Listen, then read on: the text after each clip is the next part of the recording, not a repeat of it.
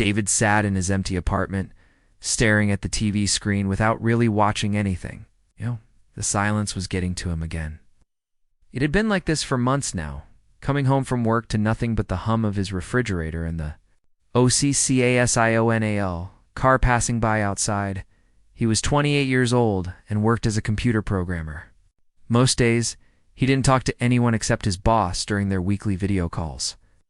His friends had all moved away or gotten married, and dating felt impossible when you spent 12 hours a day looking at code on a computer screen.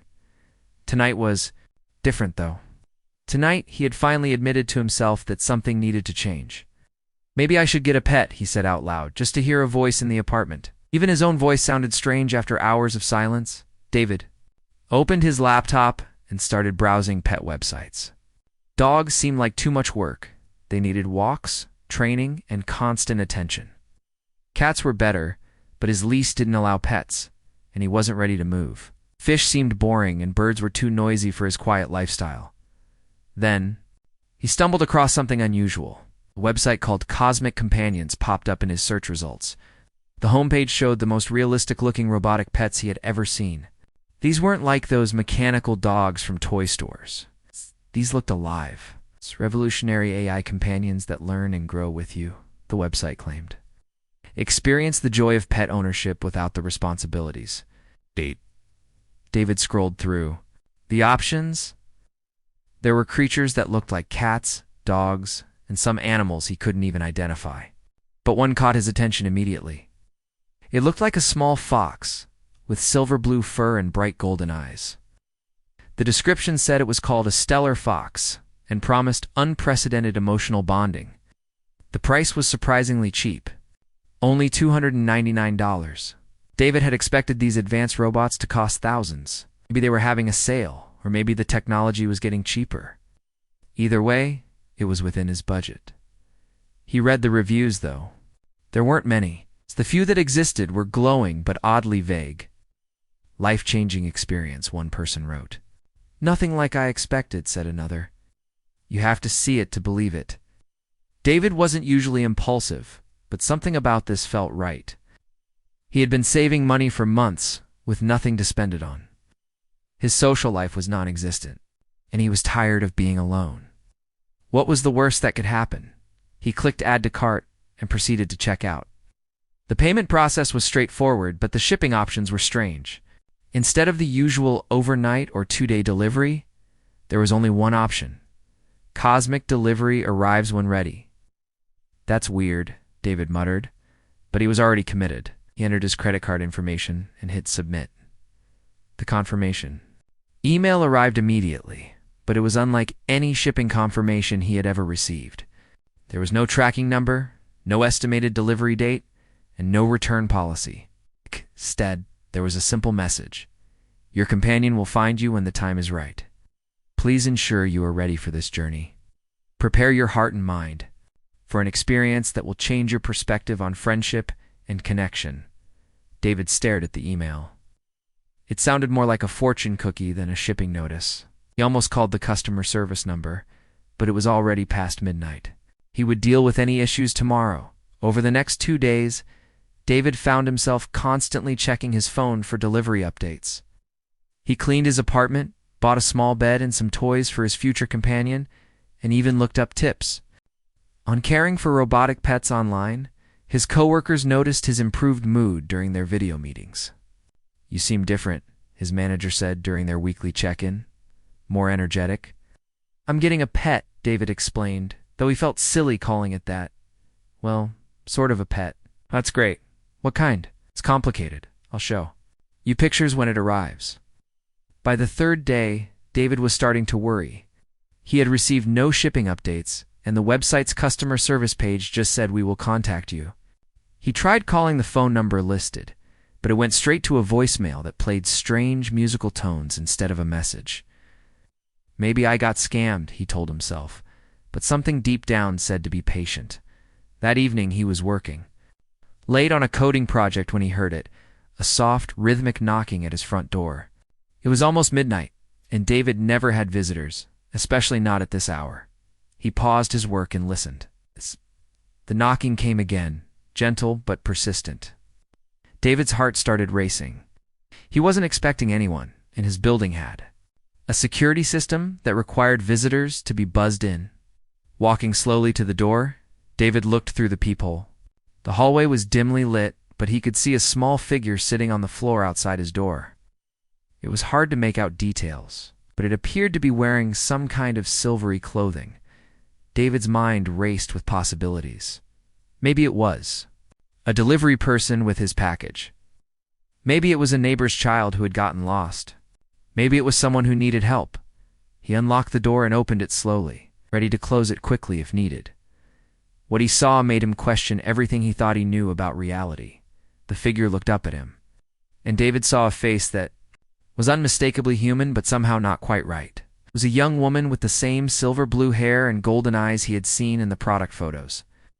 She was small, maybe 5 feet tall, and wore clothes that seemed to shimmer like water. In the hallway light, "Are you David?" she asked in a voice that sounded like music. Her accent was unlike anything he had ever heard. Not foreign exactly, but different in a way he couldn't place. David stood frozen, unable to speak. This was impossible. He'd ordered a robotic pet, not a person. There had to be some mistake. "Think there's been a mix-up?" he finally managed to say. "I ordered a pet from Cosmic Companions." The woman smiled, and her golden eyes seemed to glow in the dim light. "I know," she said softly. "I am your companion. My name is Zara." Before David could respond, she stood up gracefully and walked past him into his apartment. She moved like she was floating, her feet barely making sound on the floor. David remained in the doorway, his mind struggling to process what was happening. He looked up and down the hallway, expecting to see a delivery truck or someone who could explain this impossible situation. But the hallway was empty and quiet. Inside his apartment, he could hear Zara moving around, and he heard her gasp softly at something. David finally closed the door and turned around to find her standing in front of his computer setup, staring at the multiple monitors with wonder. "This is fascinating," she said, reaching toward the screen but not quite touching it. "Your species has become so advanced." "My species," David repeated, his voice barely a whisper. Zara turned to look at him, and in that moment, David knew his life would never be the same again. David stood there watching Zara explore his apartment like she had never seen anything like it before. She picked up his coffee mug and sniffed it, then made a face that was somehow both curious and confused. When she touched his lamp, it flickered, on and off 3 times before staying on. "How did you do that?" David asked, his voice shaking slightly. Zara looked at him with those strange golden eyes. "I'm not sure. Things respond to me differently here than they do at home." "Where exactly is home?" David sat down heavily on his couch, feeling like his legs might give out. Instead of answering, Zara walked over to his bookshelf and ran her fingers along the spines of his books. When she touched his science fiction novels, she smiled. "Enjoy stories about other worlds," she said. "That's good. It means you have an open mind." David watched her move around his space. Everything about her seemed almost human, but not quite. She walked too smoothly, like she was gliding instead of stepping. Her clothes looked like they were made of liquid metal, shifting colors as she moved. In her eyes, they seemed to see everything at once. "Look, I don't know who you are or how you got into my building, but there's obviously been some kind of mistake," David said, trying to sound more confident than he felt. "I ordered a robotic pet online. I didn't order a person." Zara stopped, examining his things, and turned to face him completely. "It was no mistake, David. You placed an order with Cosmic Companions, and I am here to fulfill that order. I am your companion, but you're not a robot. You're obviously human." "I'm not human," Zara said simply. "And I'm not exactly a robot either. I'm something in between, something different." David laughed, but it came out sounding nervous and high-pitched. "Okay, this is getting crazy. Are you saying you're some kind of alien?" Zara tilted her head, considering his words. "That's probably the closest word you have for what I am, yes." The room fell silent except for the hum of David's refrigerator. He stared at Zara, looking for any sign that she was joking or crazy, or part of some elaborate prank. But her expression remained calm and serious. "Prove it," David said finally. Zara walked over to his smartphone, which was charging on the kitchen counter. She placed her hand over it without touching the screen. And suddenly, the phone lit up. Apps began opening and closing by themselves. The weather app showed locations David had never searched for, places with names he couldn't pronounce. The calculator started running equations that filled the entire screen with numbers. "That's impossible," David whispered. "Many things that are normal for me would seem impossible to you," Zara said, taking her hand away. The phone immediately returned to normal. "Just like many things that are normal for you would seem impossible to my people." David picked up his phone and checked it. Everything was working perfectly, but his search history now showed websites he had never visited. Websites with strange symbols instead of letters. "My people have been watching your world for a long time," Zara continued, sitting down on the chair across from him. "We've studied your languages, your customs, your technology. We've learned about your loneliness, our loneliness. Humans are social creatures, but your modern world has made many of you isolated. We've seen how this affects your happiness, your health, your ability to connect with others. Some of us wanted to help." David set his phone down with shaking hands. "So you're saying there's a whole alien civilization out there that decided to start a pet delivery service?" Zara smiled, and for the first time since she arrived, she looked genuinely amused. "When you put it like that, it does sound strange. But yes, in a way. We created cosmic companions as a way to study human behavior, while also providing companionship to those who needed it most. And you volunteered for this?" "I did. I've always been curious about your species. Your capacity for emotion, your creativity, your ability to find joy in simple things. It's fascinating to us." David stood up and started pacing. This was too much to process. Either he was talking to an actual alien, or he was having some kind of mental breakdown. Both options seemed equally unlikely. "Why me?" he asked. "Out of all the lonely people in the world, why did you choose me?" "We didn't choose randomly," Zara explained. "We analyzed your online behavior, your purchase history, your social media activity. We looked for people who were genuinely lonely, but still had the capacity for connection. People who were ready for something new, but wouldn't be dangerous to work with." "You've been spying on me?" Observing Zara corrected, "And only to ensure compatibility. I needed to know that you were someone I could help, and someone who could help me understand humanity better." David stopped pacing and looked at her. "What do you mean, help you?" "This is a learning experience for both of us, David. You get companionship, and I get to experience human life firsthand. I get to understand what it means to live in your world, to feel the way you feel, to see things through human eyes." "What happens when your research is done?"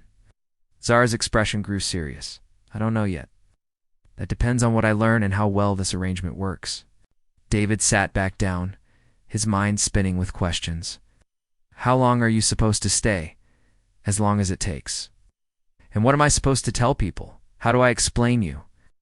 "Most people will assume I'm your girlfriend or a friend visiting from out of town. Humans are good at making assumptions that fit their understanding of the world."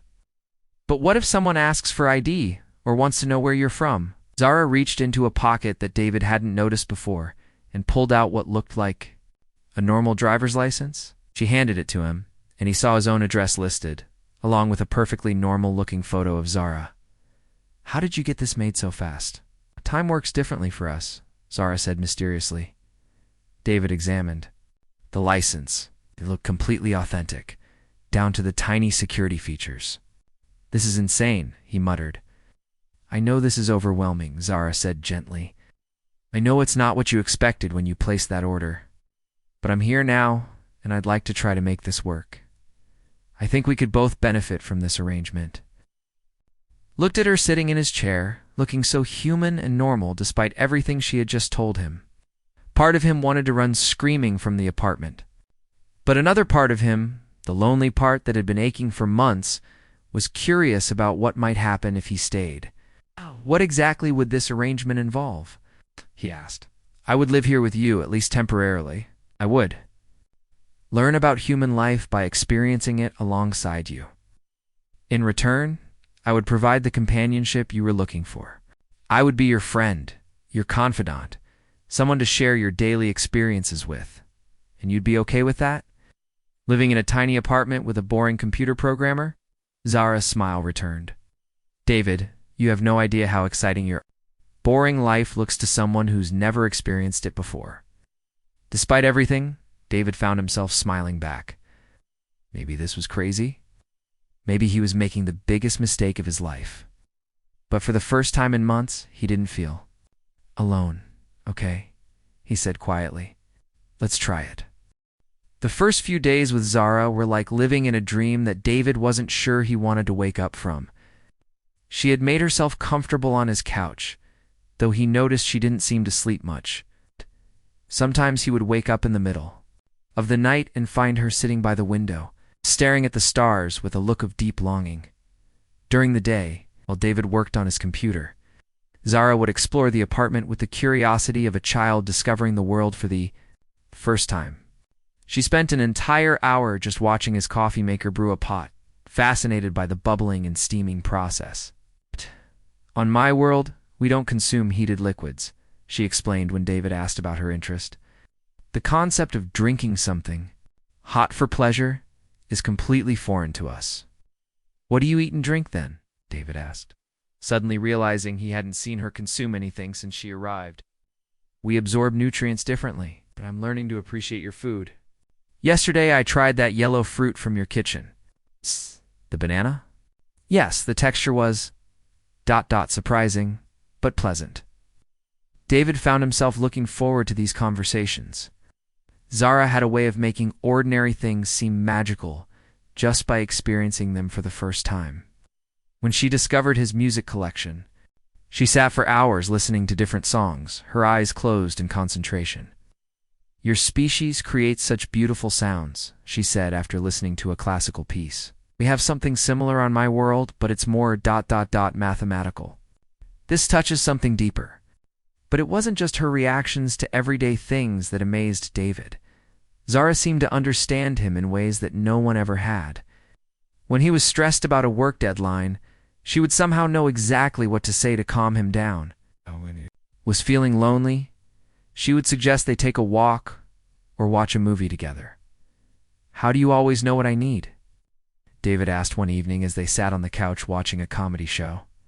Zara looked at him thoughtfully. Your emotions are very clear to me. Humans think you're hiding what you feel. But you broadcast everything through your body language, your voice, even the way you breathe. That's kind of scary. You can read my mind? Not your thoughts, just your feelings. It's a natural ability.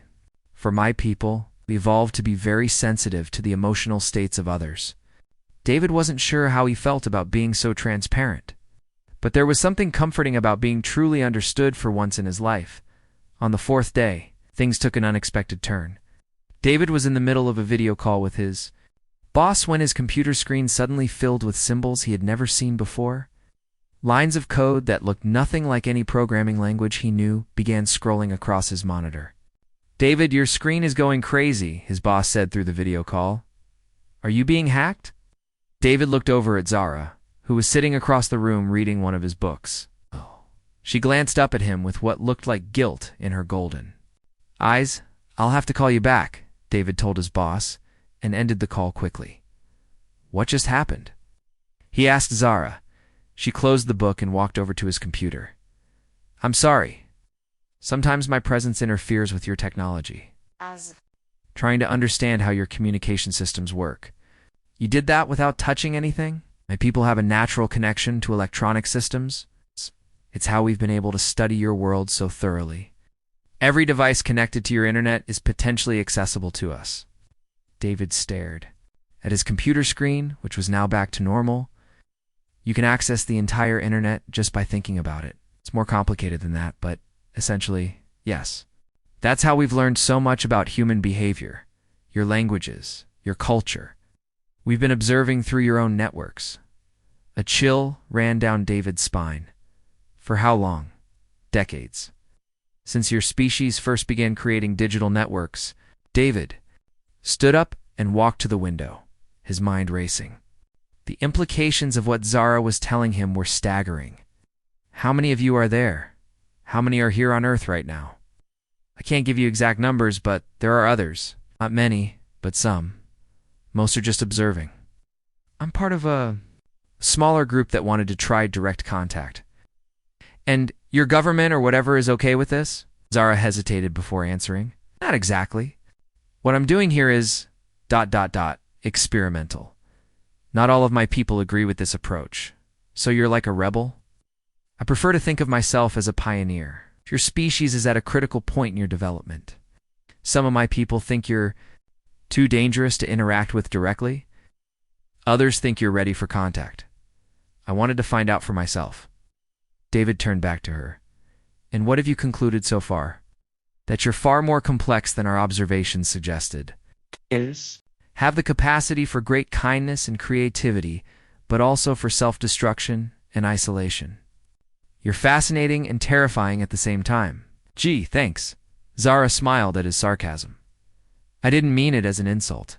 Complexity is what makes you beautiful. My people have achieved great technological advancement, but we've lost some of the emotional depth that makes humans so interesting. David sat back down, feeling overwhelmed by everything he was learning. So what happens now? Do you report back to your people about me? About humans in general? Eventually, but not yet. I'm still learning. And what about me? What happens to me when you leave? Zara's expression grew serious. I don't know. It's something I've been thinking about a lot lately. You been done this before?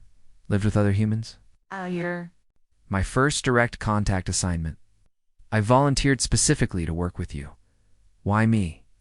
Because your profile showed someone who was open-minded but lonely, intelligent but not aggressive, curious but not dangerous. You seemed like the perfect candidate for first contact. David laughed, but it came out bitter. So I was chosen because I'm harmless and pathetic. You were chosen because you're exactly the kind of human my people need to understand better. You represent the best qualities of your species without the worst ones. They sat in silence for a while, both lost in their own thoughts. Finally, David spoke up. Can you show me more about your world, your people? Zara nodded and reached into that mysterious pocket again. This time she pulled out what looked like a small crystal. She placed it on David's coffee table, and suddenly the room filled with holographic images. David watched in amazement as scenes from another world played out in front of him. Cities that seemed to be made of light, beings that looked similar to Zara, but with subtle differences. Landscapes that defied everything he thought he knew about physics. This is my home, Zara said softly. These are my people. The images showed a civilization far more advanced than anything on Earth. But David noticed something missing from all the scenes he was watching. They all looked so calm, he said. Almost emotionless. We've evolved beyond many of the emotions that drive humans. We don't experience anger, jealousy, or hatred, but we also don't experience the intense joy, love, or passion that makes human life so vibrant. Is that why you wanted to come here? To feel those things? Zara looked at him with an expression he couldn't quite read. Maybe I'm starting to understand emotions I never knew existed.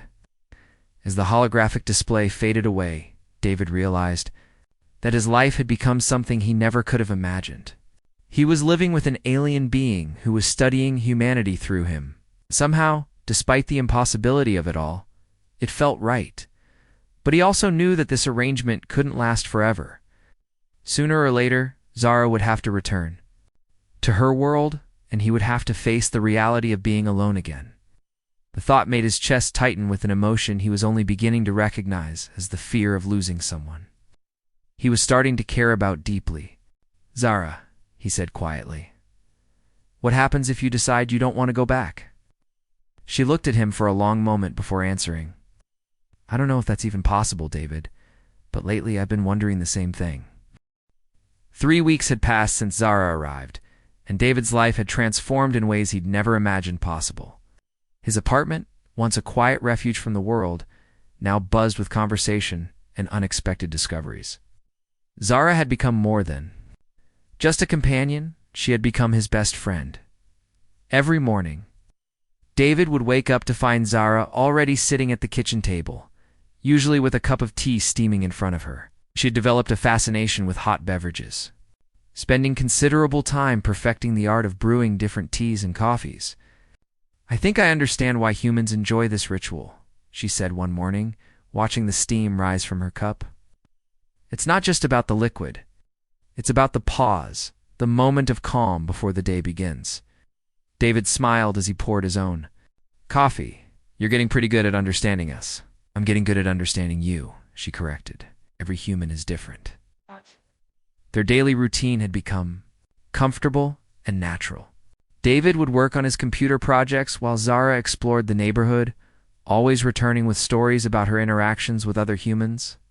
She had become friends with the elderly woman next door, Mrs. Chen, who thought Zara was David's cousin visiting from overseas.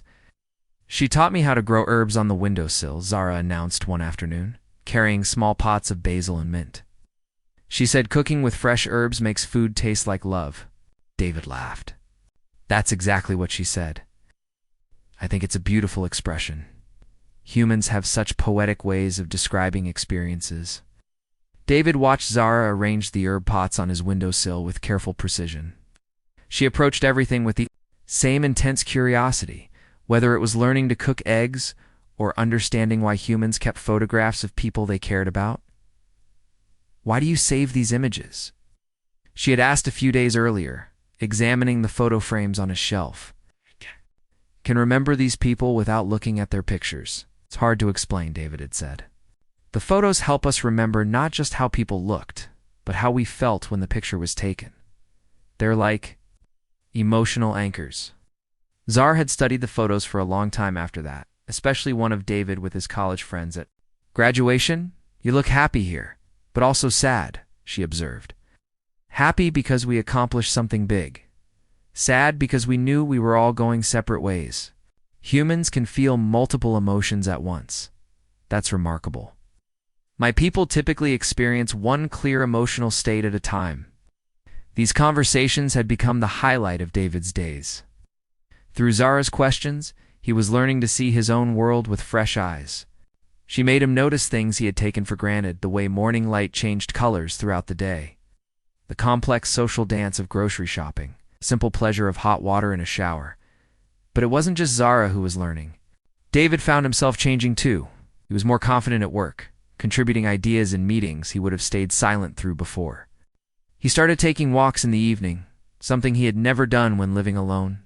Even called his brother for the first time in months. "You sound different," his brother had said during their conversation. "Happier, I guess." "I am happier," David had replied, glancing at Zara, who was reading on the couch nearby. "I have someone in my life now. Someone like a girlfriend." David had hesitated. How could he explain Zara? Something like that. "It's complicated." "Well, whoever she is, she's good for you. Mom and Dad would love to meet her sometime." After hanging up, David had felt a knot form in his stomach. The idea of introducing Zara to his family brought up questions he had been avoiding. What exactly was their relationship? How long could this arrangement continue, and what would happen when it ended? These thoughts troubled him more as the days passed. Zara seemed to be experiencing similar concerns. He caught her staring at her communication device, a small crystal that occasionally glowed with soft light more frequently. "Messages from home?" David asked one evening when he noticed her holding the crystal. "Yes. My people are eager for updates on my research." "Do you tell them?" Zara was quiet for a long moment. The humans are more complex than we anticipated. That direct contact requires more time to understand properly. Is that the truth? It's part of the truth? David sensed there was more she wasn't saying, but he didn't push. He had learned that Zara would share things when she was ready. Their relationship had developed its own rhythm and intimacy. They cooked meals together, with Zara marveling at every step of the process. They watched movies with David explaining cultural references and Zara offering insights about human behavior that he had never considered. One evening, while watching a romantic comedy, Zara asked, "Why do humans make this emotion so complicated?" "What emotion?" "Love. In your entertainment, love is always presented as this overwhelming, confusing experience that causes people to make irrational decisions."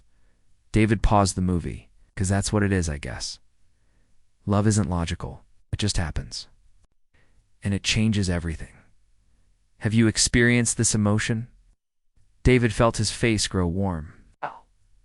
Once or twice, or at least I thought I had. What did it feel like? Scary and wonderful at the same time? Like someone had become so important to you that the thought of losing them was unbearable? Zara was quiet after that, but David noticed her looking at him with a strange expression he couldn't interpret. The next day, everything changed. David came home from a rare in-person meeting at his company's office to find Zara sitting at the kitchen table with her crystal device glowing brightly in front of her.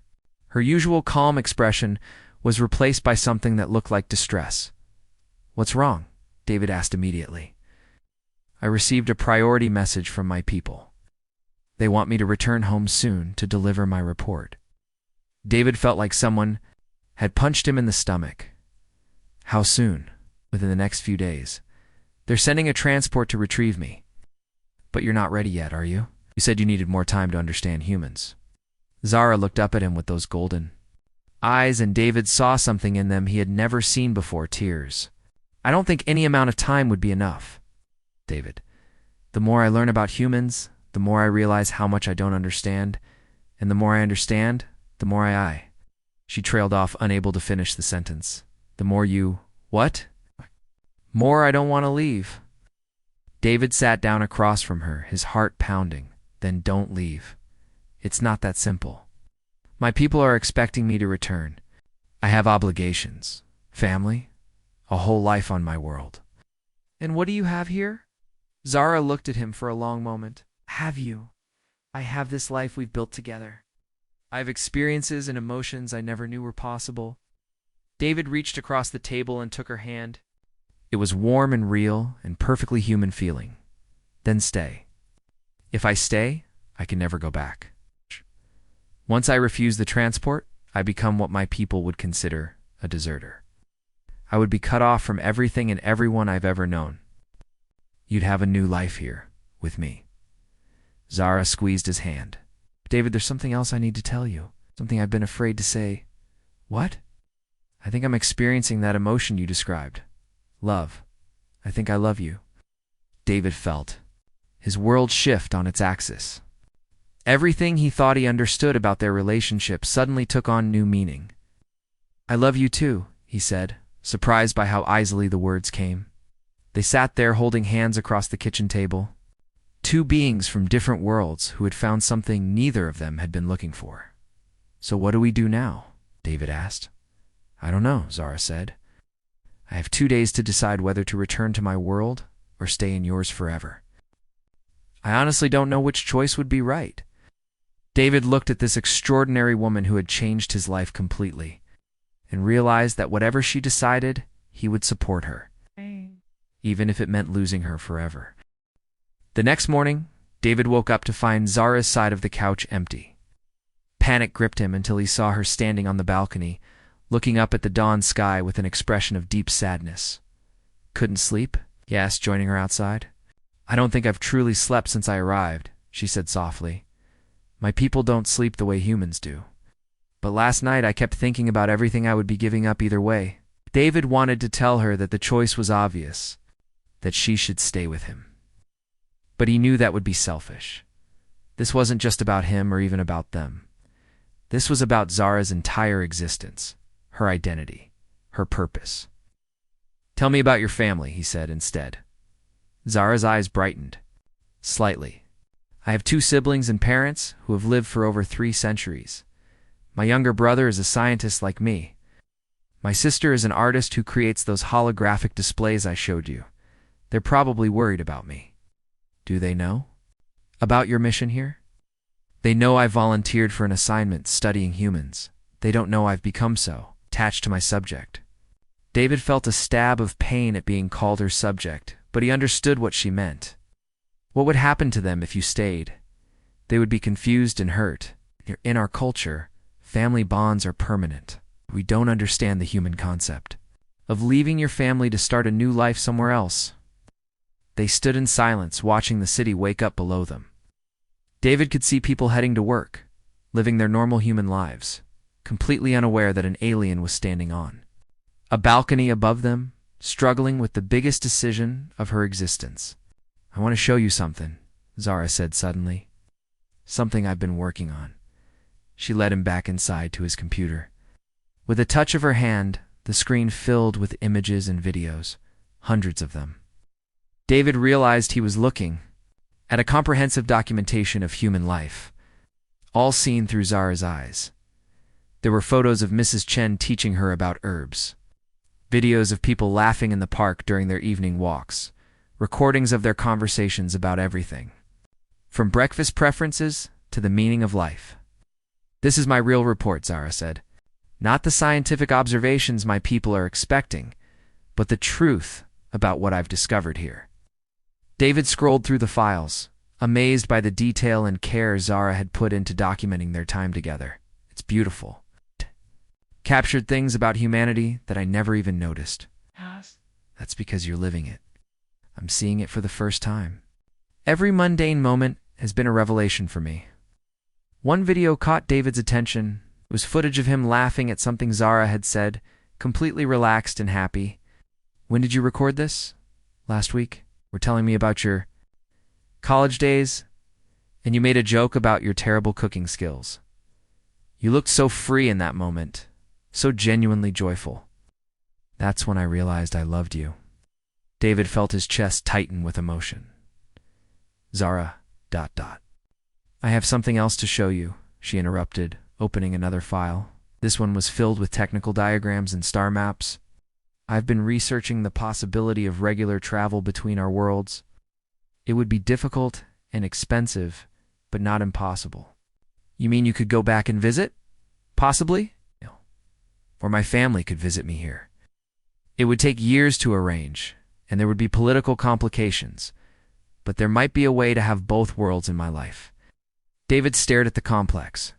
"Calculations and charts. You've been working on this the whole time?" "Started a few days after I arrived. Even then, I suspected I might not want to leave permanently." Before David could respond, a low humming sound filled the apartment. Both of them looked around in confusion until Zara's communication crystal began glowing intensely. "They're here," she said, her voice barely a whisper. "Already? Thought you had 2 days." "Plans changed. The transport arrived early." The humming grew louder, and David could swear he felt a vibration in the walls. Outside the window, other apartment dwellers were looking around in confusion. Trying to identify the strange sound, Zara picked up her crystal, and suddenly, her clothes began shifting back to the metallic appearance they had when she first arrived. Her human disguise was fading. "I have to go," she said, looking at David with tears in her golden eyes. "If I don't respond to the transport, it will create an interplanetary incident." "But what about everything we talked about? What about finding a way to have both worlds?" "I'll have to argue for that from home. I'll have to convince my people that ongoing contact with humanity is valuable enough to justify regular travel." David felt panic rising in his chest. "What if they say no?" Zara walked over to him and took his hands. "Then I'll find another way. David, these weeks with you have shown me what it means to truly live. I can't give that up completely." The humming sound was getting stronger, and David could see a strange light beginning to shine through his windows.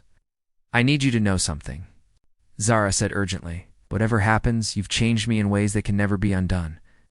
I came here to study humans, but you taught me how to be human. You taught me how to live," David replied. "Before you came, I was just existing. You showed me what connection really means." Zara kissed him then, and David felt like he was saying goodbye to the best part of his life. "I left something for you," she said, pointing to the coffee table. "Don't look at it until after I'm gone." The light outside grew brighter, and Zara's crystal was now pulsing with urgent flashes.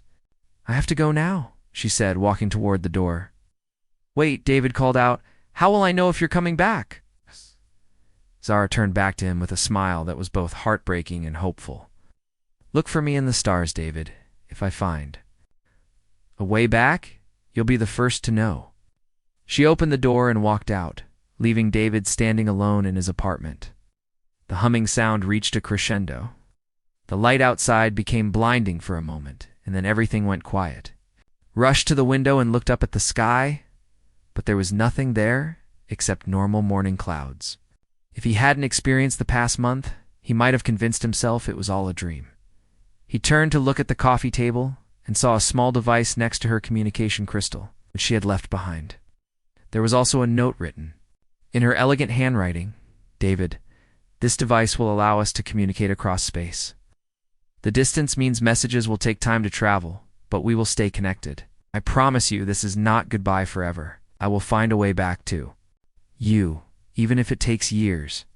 You showed me what love means, and I won't let that go. Keep looking up at the stars." David picked up the device and immediately felt it warm in his hands. Small screen displayed a message. Connection established. Distance, 47.3 light years. Message delay, 94.6 hours. Status, signal strong. Ow. 3 days later, David received his first message from across the galaxy. Safe arrival confirmed.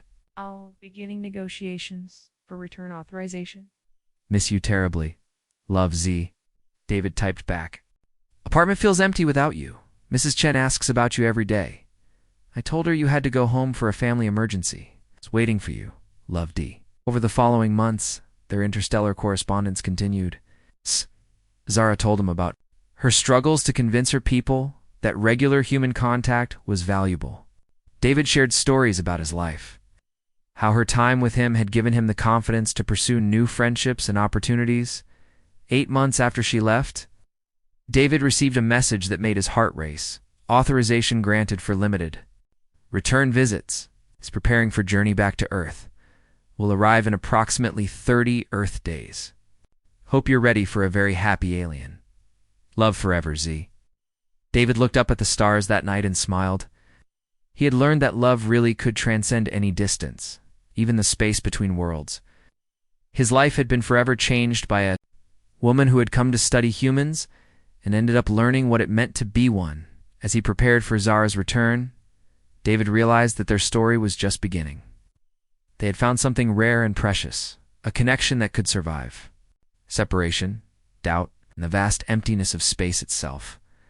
Sometimes the best things in life really do come in packages you never expected.